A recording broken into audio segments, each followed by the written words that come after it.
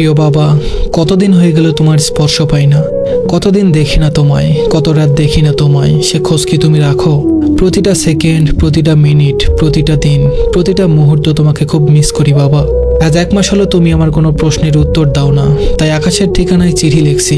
জানো বাবা, কোনোদিন দুঃস্বপ্নেও ভাবিনি তোমাকে কোনোদিন আকাশের ঠিকানায় চিঠি লিখবো, কিন্তু আজ নিরুপায় হয়ে লিখতে হচ্ছে। জানি বাবা, তুমি খুব ভালো আছো। সৃষ্টিকর্তার নিকট যে শান্তি চাইতে চাইতে তুমি চলে গেছো, নিশ্চয়ই তুমি সে শান্তিতেই আছো। তাই তুমি একটাবার স্বপ্নেও দেখা দাও না, আর আমার শত শত প্রশ্নের কোনো উত্তর দাও না। কিন্তু বাবা, আমি যে ভালো নেই, তোমাকে ছাড়া খুব কষ্টে আছি বাবা। অন্য আর 5 জন ছেলে মেয়েদের মতো তোমার মেয়ে হয়ে আমি কখনো বলবো না বাবা তুমি থাকতে বুঝিনি তুমি কি ছিলে জীবনে, বাবা নামক বটবৃক্ষ কি হয়।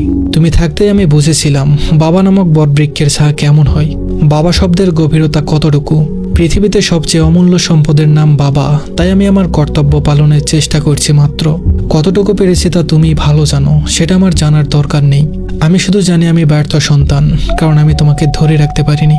সৃষ্টিকর্তার কাছে সবসময় একটাই জিনিস চাইতাম, আমার মৃত্যুর আগে যেন তোমাদের কারো কিছু না হয়।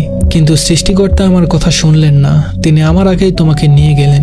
বড্ড অসময়ে তোমাকে হারিয়ে ফেললাম।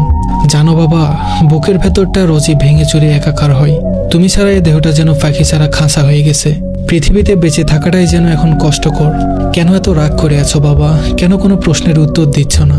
কেন পূর্বাভাস ছাড়া হুট করে কেন তুমি ফাঁকি দিলে? তোমার কিসের এত তাড়া ছিল যে তুমি এত তাড়াতাড়ি আমাদের এতিম করে দিলে? আর কটা দিন থাকলে কি এমন ক্ষতি হতো শুনি?